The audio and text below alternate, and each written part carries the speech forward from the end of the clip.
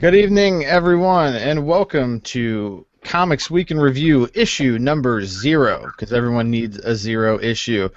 With me tonight is Joseph Gagel and Ed Garrett, Mr. DC, Mr. Marvel, two Marvel and DC writers for TMStash.com. How are we doing tonight? Doing great. Not bad. Well, we couldn't have another night without talking about Guardians of the Galaxy, because there's no other comic worth talking about in my mind other than Guardians of the Galaxy. And just because I have news on it, Guardians of the Galaxy tops the Billboard 200 this week. It's probably one of the best-selling movie soundtracks of all time, basically made up of nothing but old music. I mean, music primarily from the 70s and 80s.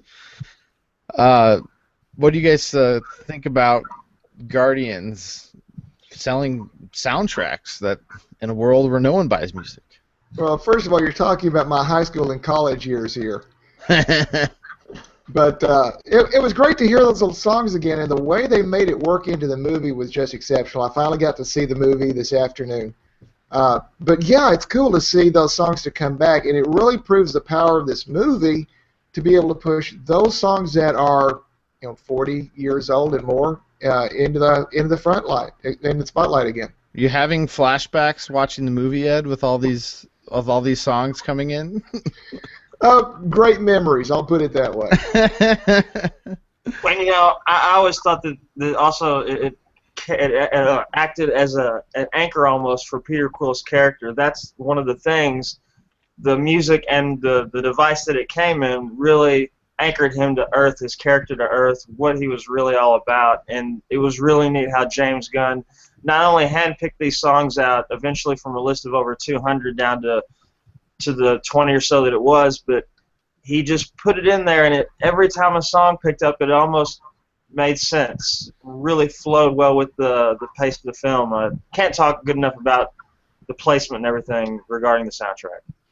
Yeah, it was really well done. It really carried the movie through and made such a huge impact on the movie, obviously, because it's selling so many soundtracks. I mean, last week I was sitting in a room at work, and they were blasting the Guardians of the soundtrack, Guardians of the Galaxy soundtrack in the room while everyone was working. So it's pretty awesome that it caught on the way it did, and that everyone's jumping in and buying music. So, or at least streaming on their favorite streaming service, because I know it's pretty much out there in Spotify world and everywhere else. So kudos to that Guardians for making more news this week, even though it's still, I think Turtles still number one. Turtles was still number one this week. Really? Turtles was number one still over Expendables this week. Expendables 3. Probably because Expendables 3 was on the internet since Comic-Con. So it doesn't bode well for that. Wish people would go see it so people don't quit freaking out about the leak. But the Expendables 3 leak may have hurt them a little bit. So we'll talk more about that tomorrow night when John and I get together and talk about movies. We'll give you all the details about the movie scene. But moving on to comics, we had, Ed, you got to do a really cool interview this week. And I mean, really, we have some cool news coming down the line with what he's writing. With is it Charles Soule? Soul. So we just pronounce Soul. Yes. Pretty cool. Sounds like a pretty cool guy. He is a good guy. It's interesting. He's writing about 7 different titles, plus running a full-time law firm. He specializes in immigration law, does some entertainment law, but he writes several books, including the upcoming Death of Wolverine storyline that's going to take up the month of September. He told us how he keeps track of everything. And one of the things he does is he keeps especially a different color notebook for each title he works on, where he keeps all of his ideas. And then when he gets on a laptop, he's spending 3 to 5 hours and knocking out an entire script. And if you've read any of his books, you know the scripts he comes out with are exceptionally good. But he talked a little bit about Death of Wolverine. Didn't give away too much because obviously that's what everyone's wanting to see. You know what's going to end up here. But he also talked a little bit about a series afterwards that'll be The Death of Wolverine, The Weapon X Project.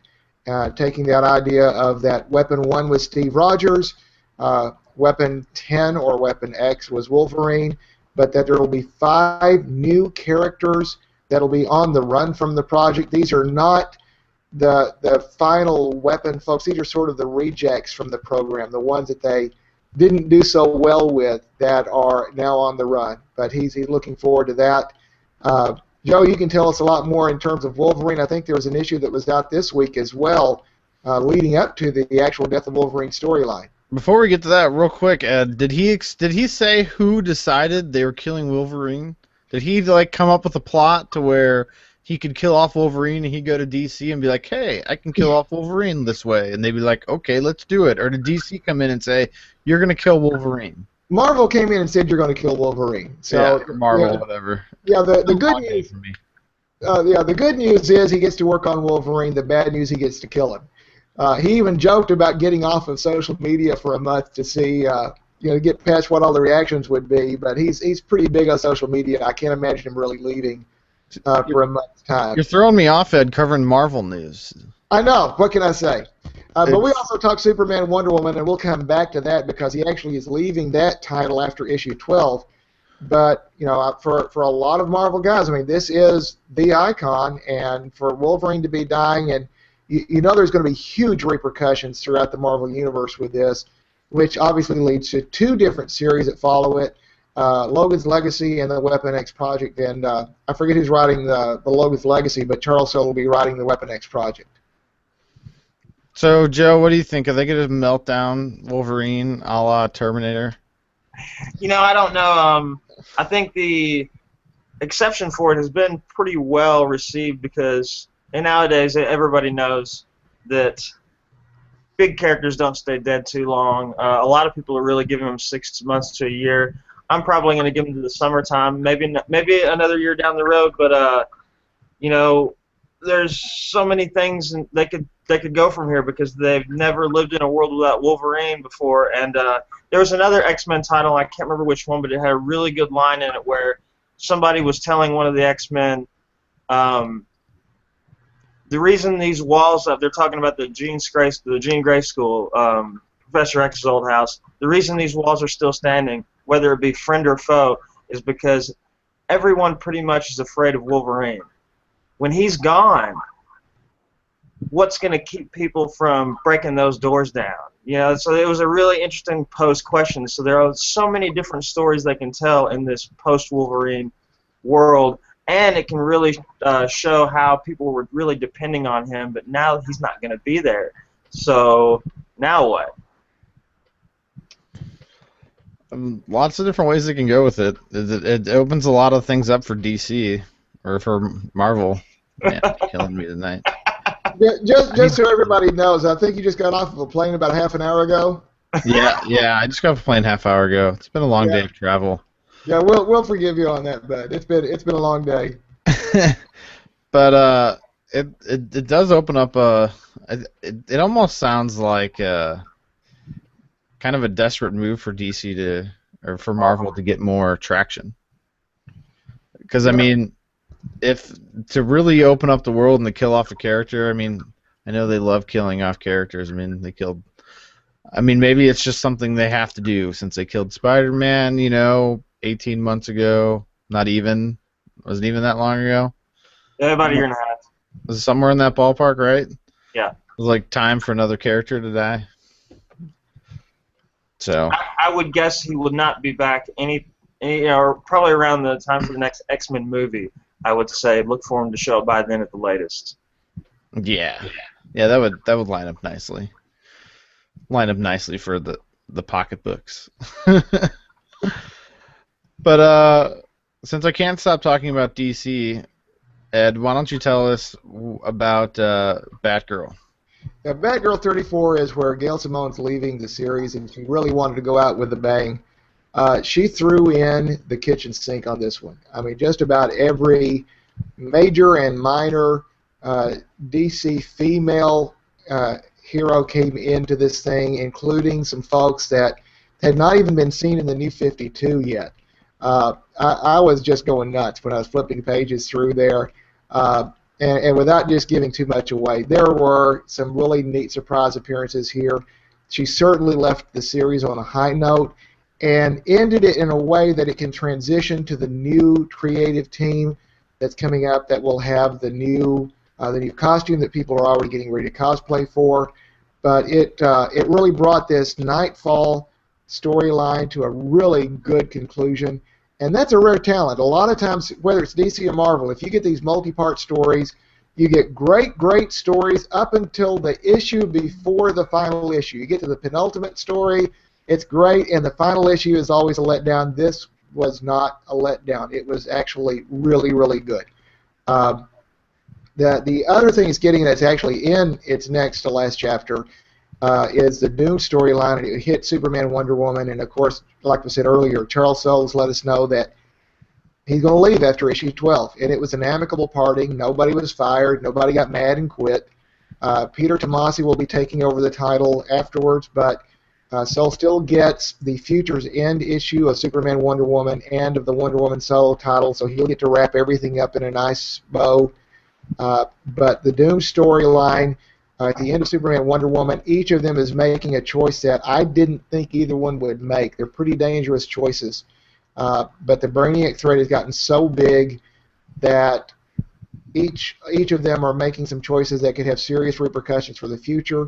One thing that's real interesting in their relationship that's come out is, they both decided the world comes first, and the minute the world no longer comes first is the end of their relationship. Obviously, the relationship's not ending because it's going to continue after Soul leaves the title. But yeah, it was a very good issue this week.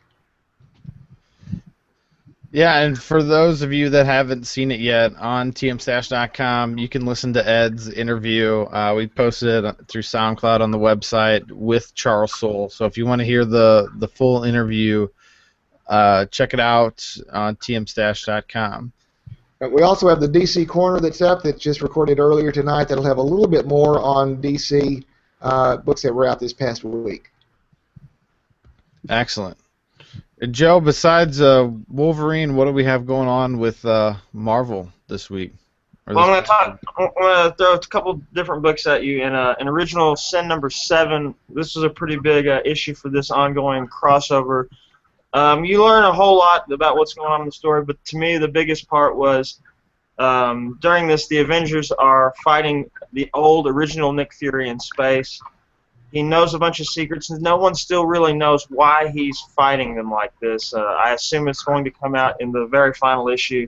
But some big things happen, like he knows all these secrets. So, for example, he makes an audible command for Tony Stark's armor, and his armor just flies back to Earth. But the big one is, while Thor is battling him, he says, "Just remember, it took a whisper to take you down." He whispers something into his ear, and his hammer falls to the moon, and he can't pick it up. This is the beginning to the female Thor that we've heard so much about a month ago. So that was really neat page turner for that, and I'm really looking forward to how all that develops. And also, I'm going to talk a little bit about the Amazing Spider-Man. The Superior Spider-Man really slighted the Black Cat before he was purged from Parker's mind, and she has really taken it to the extreme as far as being a criminal. She has joined up with Electro and the remaining powers of crime and has really made it a mission to take out Spider-Man. But what she and everyone doesn't know is he's got a new friend in this female Silk, and they've really had this kind of organic bond that they can't explain because they're physically all over each other. Like, they can't, it's almost like they can't, it's instinctual. So, and she's very protective of him, like almost a psycho girlfriend. But it's put a really neat spin on things. So that should be really good going forward, and even through all the way into Spider-Verse, which hits in the fall. And one other thing I want to talk about is the upcoming big event this next fall is called Axis, and one of the writers really revealed the second act to be called Inversion, where You're going to see a lot of heroes and villains have a moral compass change. One example he gave was Sabretooth. And in this Axis time period, Wolverine is going to be gone, and in this moral compass change, the way he talked about it made it seem like the Sabretooth just might be taking Wolverine's place for the temporary future, because he'll have this moral compass where he would normally kill somebody, he would save them. So, and they're gonna do this with a lot of characters, so it's gonna be really interesting to see how they tie this all in together and how it works. And that's all I got this week, pretty much. Excellent. Over at DC, the biggest thing, of course, a lot of it will be talking about on the DC Corner, but Multiversity finally starts this Wednesday. This is a series we've been talking about literally for years. Grant Morrison's been working on this since before the New 52, exploring all of the different worlds within the multiverse of DC Comics. I'm excited about this. You're going to get to see not just Earth 1 and Earth 2. You'll get to see the Earth where it's just the Marvel family. You'll get to see the Earth where Captain Garrett is. You'll get to see the Earth where we may see the old version of Wally West show up, or Donna Troy show up, and we may see the version where there's the African-American Superman who's President of the United States show up. But it's going to be pretty cool, and they've already got a huge map of the multiverse that's out at a lot of your comic shops and been showing up on the web, and even parts of it in the back of some comics issues. That's going to be amazing. Indies this week, Dark Horse has Brain Boy. That's written by Fred Van Lente. I love this series. Number 4 comes out. They also have Star Wars Darth Maul number 4 coming out. Image has Artifacts, Trees, and a series that's a weekly series that's just this month called Genius, where you have a 17-year-old girl who has the sort of like she's inherited the combined military skills of Genghis Khan and all the other great generals, commanders over the years, that she's really taken over a neighborhood in L.A., and it's a great series. Dynamite has Dr. Spectre, number 3, coming out, and a new series, Justice Incorporated, where Shadow and Darkseid and the Avenger are together. Action Lab has Skyward, number 9. Boom has Hellraiser Bestiary, number 1. Which ought to be a pretty cool one, and it's the latest series in the Hellraiser series. Valiant has 2 Armor Hunters offshoots, Armor Hunters Bloodshot and Armor Hunters Harbinger, and the debut of Delinquents, and this is where Archer and Armstrong and Quantum and Woody are paired together. This is just it. To quote a wrestling duo for years ago, this reeks of awesome. It should be one of the greatest, funniest books that's come out in a long time. So that may be a highlight for me for this week. That's the highlights as far as the indies for this week. Awesome. And Joe, what do we have to look forward to in the Marvel Universe this week? This week I got a short list. My Marvel site's kind of on the fritz right now. So what I've got is some highlights. All new Ghost Rider number 6, Deadpool vs. X-Force number 3, all new X-Factor 12, Uncanny X-Men 25, Nova number 20, Magneto number 8, and Daredevil number 7. Awesome. Probably more than that in the next day or so will be straightened out. But any other indies, Ed? Well, that's the biggest list of it. There's a whole lot more coming out. If I was going to throw a couple of other ones in, it probably would be Eye of Newt number 3 from Dark Horse, Saviors number 5 from Image, and the last Broadcast number 4 from Boom would be another one to take a look at. Awesome. There you have it. Those are your books this week. That's what we had going on this past week in comics. We'll be here every Sunday to let you know everything that's happening in the comic book universe and to let you know what to look forward to next week. Hopefully next week Nick will be joining us as well to give us some further insights into the comic book world. Again, my name's Stephen McGauley, Editor-in-Chief at TMStash.com. Joseph Gagel, Ed Garrett, 2 senior writers for Marvel and DC and everything else comics on TMStash.com. For more news and information, go to TMStash.com and check out everything we have there, including our interview with Charles Soule. But thank you so much. Everyone have a great night and keep reading the stash. Good night.